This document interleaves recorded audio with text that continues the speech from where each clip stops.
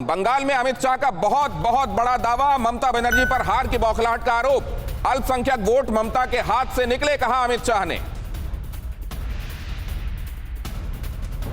जिस प्रकार से इन्होंने माइनॉरिटी वोटर्स को अपील की कि एकजुट हो जाइए और तृणमूल कांग्रेस के लिए वोट करिए, वो बताता है शायद उनके माइनॉरिटी वोट भी अब धीरे धीरे उनसे खिसक रहे, कहीं और जा रहे, और ये डर भी उनको सता रहा है।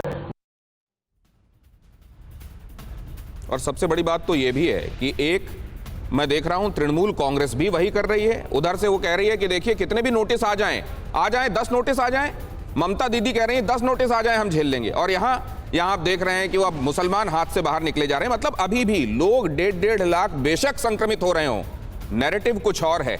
बादल देवनाथ, मैं अमित शाह जी को आज क्यों कहना पड़ा माइनॉरिटी वोट का बात क्यों दिनेश जी, मैं एक लाइन में कहूंगा 8 चुनाव का वोट मतलब वो लोग चाहते थे बंगाल में हिंसा और बढ़े, बदनाम बंगालियों का बदनाम करो। और अमित शाह जी को मैं अनुरोध करूंगा, आपका भी एक बार कोरोना हो गया था, मैं सुना था, और जेपी नड्डा की भी कोरोना हो गया था। मैं इन दोनों को रिक्वेस्ट करूं टीवी के माध्यम से, मास्क पहनिए, सैनिटाइज लगाइए और बिल्कुल भीड़ में जाइए, रैली कीजिए, कोई बात नहीं, सभा कीजिए, लेकिन आप खुद गृह मंत्री जेपी नड्डा एक पार्टी का अध्यक्ष है, आप लोग सावधानी से नहीं रहेगा तो पूरा आप लोगों को देख के लोग क्या सोचेंगे।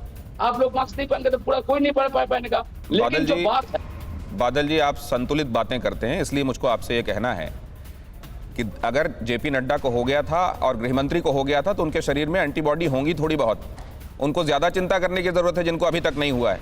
और चिंता करने की जरूरत सबको है, कई लोगों को 2-2, 3-3 बार हो रहा है। कौन है ऐसा जो वहां जिम्मेदारी से पेश आ रहा है रैलियों के मामले में, बताइए आप। और गलती को गलत मानने में क्या दिक्कत है, ये कहने में क्या दिक्कत है कि हाँ सचमुच ऐसा है और आने वाले दिनों में इसको सुधारा जाएगा। कम से कम मैसेज तो जाएगा कि ये जनता की सेवा की बात करने वाली पार्टियां जनता की सोचती हैं। बिल्कुल बिल्कुल मैं दिनेश जी आपका बातों से मैं सहमत हूँ।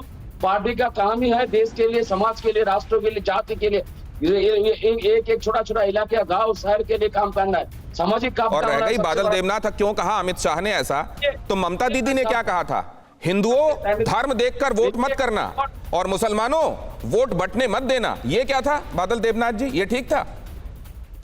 जी, मैं इसके लिए मैं आंसर ऐसे दूंगा दिनेश जी। अब देखिए दुनिया में कोई भी पॉलिटिकल पार्टी यीशु ख्रिस्ट के नाम से वोट मांगते हैं, बुद्धों के नाम से, जैन के नाम से, हजरत मोहम्मद के नाम से, ईसा से, मूसा से, हजरत अली के नाम से वोट मांगते हैं। लेकिन कुछ लोग हैं राम के नाम से वोट मांगते हैं। मैं एक बात बताऊं बादल देवनाथ, एक आदमी बहुत गालियां देता था, उसको कहा गया आज से गाली मत देना, अब सुधर जाओ। उसने कहा आज से मैं डैश डैश डैश ये गाली नहीं दूंगा। यही वाला काम कर रही हैं वो पार्टियां भी जो कह रही हैं हम सेकुलर राजनीति कर रहे हैं।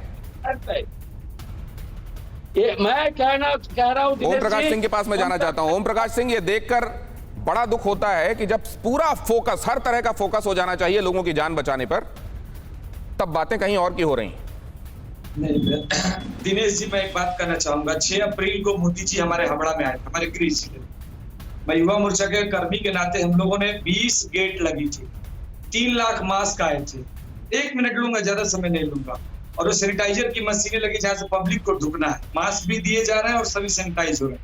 मोदी जी के साथ 30 लोग जो राज्य के नेता है सारे कोविड टेस्ट हुए, मैं भी मिला हूं, मेरी भी कोविड टेस्ट हुई है, मास्क था, तब हम लोग मिले।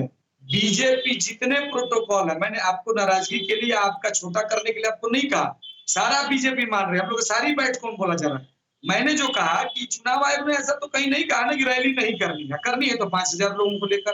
और देखिए कोई दल का नेता नहीं बोला, मैं बीजेपी का एक सिपाही इस बात के नाते हमारी पार्टी मानती है कि देखिए चुनाव लोकतंत्र के लिए जरूरी है। हमने पूरी ईमानदारी से कही कि सही बात है, लोगों के जान को लेकर खतरा है, इसमें कहीं कोई डर नहीं। अब मैं आता हूँ 8 दफे पे। 2011 में ममता बनर्जी छाती पीट कर कह रही थी कि सीपीएम और पुलिस का नेक्सस है। बंगाल में 12 दफा चुनाव। ओम प्रकाश जी एक छोटी सी बात आपसे पूछ रहा हूं, मुझको बड़ी बड़ी बातें नहीं आती। किसी अस्पताल में जब किसी घायल को, मरते हुए को लेकर जाते हैं और वहां का डॉक्टर अगर कानून बताने लगे तो कितना गुस्सा आता है उसके ऊपर कि इस समय तुम कानून बताओगे कि जान बचाओगे।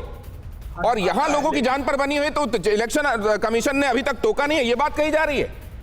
नहीं आता है, लेकिन इसके साथ ही वो काम नियम के अनुसार ही करता है। उससे आएंगे, हम तो नियम का पालन कर रहे हैं। मेरी बीजेपी अकेले तो नहीं कर रही है, हम तो सारे प्रोटोकॉल मान रहे हैं, हमने सारे सिस्टम को माना है।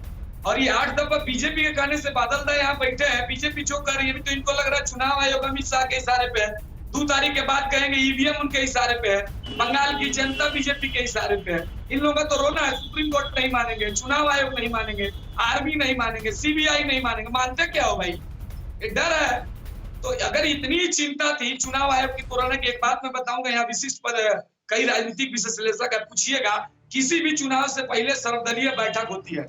क्यों नहीं तृणमूल, कांग्रेस और सीपीएम के लोगों ने वहां कहा कि भाई बीजेपी 8 दफे में चाहती है, हम तो 1 ही दफे में चाहते हैं, और रैली ना हो। जब सब नियम बनते तो हम भी उसका पालन करते। जरारिया साहब कुछ कहना चाह रहे हैं, कहिए।